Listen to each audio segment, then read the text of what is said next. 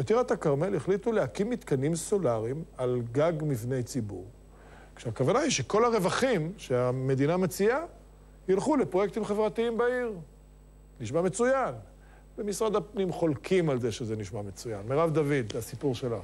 לילה טוב, גיא. אז מדינת ישראל נותנת תמריצים כלכליים משמעותיים ליזמים שמוכנים לייצר חשמל מאנרגיה סולארית.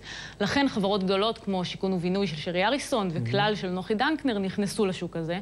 עשרות עיריות ברחבי הארץ החליטו להשכיר את הגגות של מבני ציבור, לא רק טירת הכרמל, כדי שיתקינו עליהם מתקנים לייצור חשמל מהשמש, והעיריות יזכו בדמי השכירות. אוקיי, אבל בטירת הכרמל.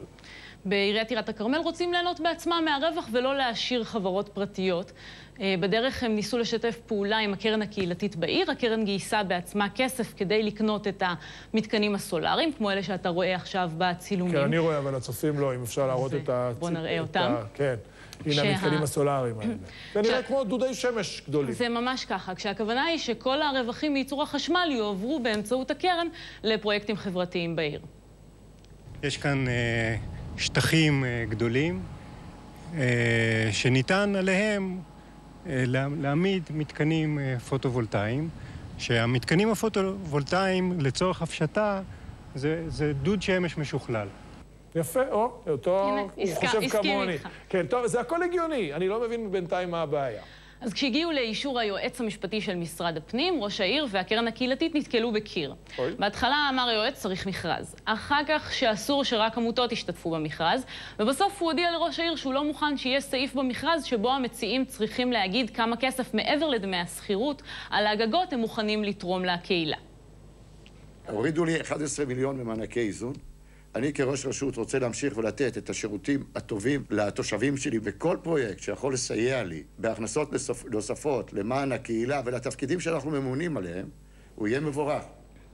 כן, אני עדיין לא באמת מבין מה הבעיה של... מה מפריע למשרד הפנים? דוברת משרד הפנים ניסתה להסביר לנו היום שמבחינה משפטית יש בעיה לתת לעמותה שאיננה כפופה למועצת העיר ולבקרה הכספית לנהל כספים של הרשות המיועדים לציבור. יש בזה אולי היגיון בהתחשב בחשדנות הרגילה כלפי רשויות מקומיות, אבל בפועל, כפי שקורה גם במקומות אחרים, ברשויות אחרות הרווחים, במקרה של טירת הכרמל כמעט מיליון שקלים, הרווחים האלה ילכו לחברה פרטית. אז הקרן ביחד עם העירייה יפנו בשבוע הבא לבג"ץ. נכסים ציבוריים, צריכים למנף אותם אך ורק לטובת הציבור, ולא לטובתם של יזמים פרטיים. כל מודל אחר שבהם יזמים עסקיים מרוויחים מכך, מהווה בעינינו הפרטה שאינה חוקית, והיא לא לגיטימית והיא בלתי סבירה.